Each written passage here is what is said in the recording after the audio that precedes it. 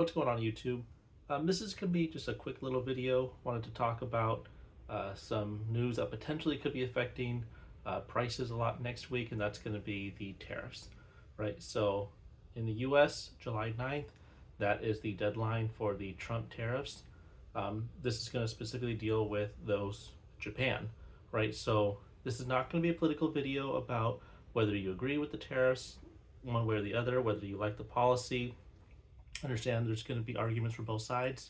This is purely going to be about the tariffs and its effect on my business, and specifically anybody that's dealing with importing Japanese Pokemon cards or any Japanese product, right? It could be One Piece, Weiss, Dragon Ball, anything like that. So that's going to be the main focus of where this video is going. So for those that may not be aware, the tariffs have been on pause for almost the last 90 days. During that pause, we've been paying 10% duty fees on imports from Japan. That is slated to go up starting the 9th if no deal is made. And at this point, there's no indication that they have a deal in place yet. So as of the 9th, that will go up to about 30 to 35%.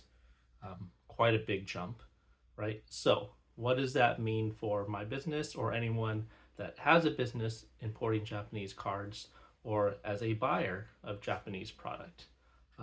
Is this going to cause a price increase? Very likely there will be some sort of increase. Right now, I don't want to jump out there and be like, oh my gosh, buy now, right? Before the hike. And let me explain that. Regardless of the tariffs going up, for a smaller business like myself, there are certain ways to mitigate it, and it may not necessarily have a huge impact. Why? So there is something called the de minimis rule. Okay, if you buy or have an invoice of less than $800, you can bring in $800 worth of product per person per day. Okay, now that means if on Monday I have a package coming in that is $700, tariffs will not apply. If I have another package come in on Tuesday that's $799, tariffs will not apply. If I have a package come in Wednesday that's $801, the tariff will apply, and I'll have to pay 30 to 35% on top of that. So basically, for a smaller business like myself, where I'm not moving over $800 of product each day, all I need to do is I just need to focus on making sure that I'm keeping track of my inventory, my projected sales of product, and make sure that I'm ordering enough product that's coming in on different days to kind of keep myself stocked at a level where I'm comfortable with. I'm not going to be having to have lots of out of stock showing. Okay, so it doesn't change a whole lot for someone that's on the smaller side like myself in terms of my everyday to day product.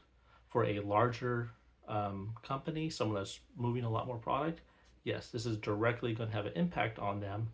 And if they're able to, if they're selling, say, $4,000 or $5,000 of product, say it's someone like Pokémon, right? This may really affect him because he is probably moving a lot more than $800 worth of Japanese product each day, right? So if he has to limit himself down to that number, that will probably, I'm not trying to speak for his business or anything, but my guess would be, or anyone that's in that boat, that's going to be a huge hit to them because they will not be able to replenish inventory at a rate that is as fast as it's going out, right?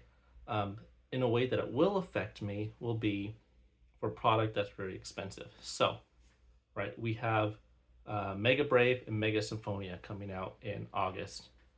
Currently, I can get some of that stuff pre-ordered.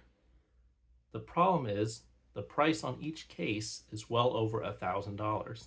So if I want to get one case of Mega Brave or Mega Symphonia, I'm already paying well over $1,000 to get that one case. Tariffs hit. Now that's going to be 30 to 35% on top of that. And there's no way right now to get around that, right? For pre-orders, you can only order cases. I can't order boxes, individual booster box stuff. I'd have to get it by the case. So for big orders like that, yes, it's going to severely affect my ability to offer that product at a price that I would have been able to offer it before the tariffs. Afterwards, after the release date, once booster boxes become available, then I can order smaller amounts, and I can avoid the tariffs from that by doing say a few boxes coming in Monday, a few boxes coming in Tuesday, and that kind of thing. So that's unfortunate. I'm hoping that something will happen and we can avoid that, but if not, that is, at least from my perspective, how it will affect my business and other people that are in my same position, right? So for those of you that are importing, if you didn't know, the de minimis rule is $800. That includes shipping costs. Okay, so that's something else to take into account. If I'm ordering, say, 5 boxes of something that comes in on Monday, and I'm going to order another 5 boxes that come in on a Tuesday, sure, I'm avoiding the tariffs, but I'm paying 2 separate shipping costs.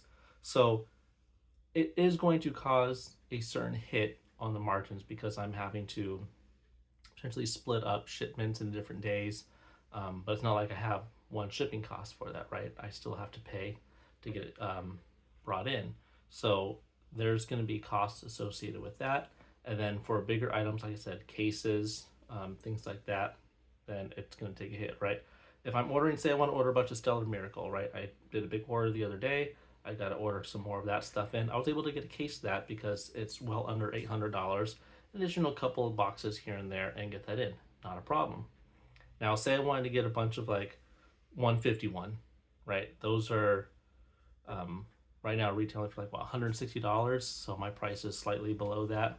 I can only get a few of those before hitting the $800 threshold, right? So for more expensively priced items, this is going to cause a hit because now I have to severely limit what I can bring in. And for anyone else that's moving a lot more product than me, this is going to be something that they're going to have to take into account and figure out, like I said, their inventory numbers, projected sales, and really figure out the most cost-effective way to get this stuff over. So that's kind of, my 2 cents on that. Just wanted to give an update on that. Hopefully by next week, we'll have some good news about a possible trade deal. If not, just know that if you start seeing some volatility in prices, this is going to be the reason why. Do I think it's going to be doom and gloom? No. Like I said, for many of us that are on the smaller side, we will be able to follow de minimis and be able to offer product at not, I don't think I'm going to have to hike prices 30 to 35%. I hope not, right? That's not my anticipation. At the level that I'm currently at, I think I will still be able to offer competitive pricing. For others that are a lot bigger, that may be a little more difficult. But we will see, right? Only time will tell. I just wanted to kind of get this video out there because it is going to be coming up next week. So let me know your thoughts. For those of you that may be in the business, any tips that you have, how you're looking to mitigate having to pass on such huge costs to your customers. And from the customer side of things, what do you think about this, right? This is going to have an effect, right? If people are moving to buy Japanese right now because English is so expensive and so hard to get, is this going to create more demand for English? Because, well, if the whole point of Japanese is to be cheaper and now it's a lot more expensive, then are you going to say to yourself, well, I might as well just pay some of the market prices and get some English product, right? It's already expensive, it's already hard to get. Is that going to exacerbate the issue and make it even worse? Is it going to be making Japanese a lot less attractive? Does this mean that Korean and Chinese are going to be going up, right? That's the whole reason why Japanese kind of became popular in the first place. You had English prices that were so high, you had scarcity in the product, and so Japanese became a viable alternative.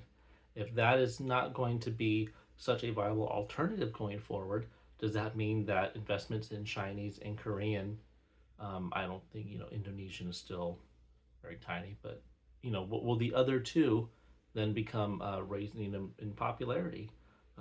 I don't know. We'll see.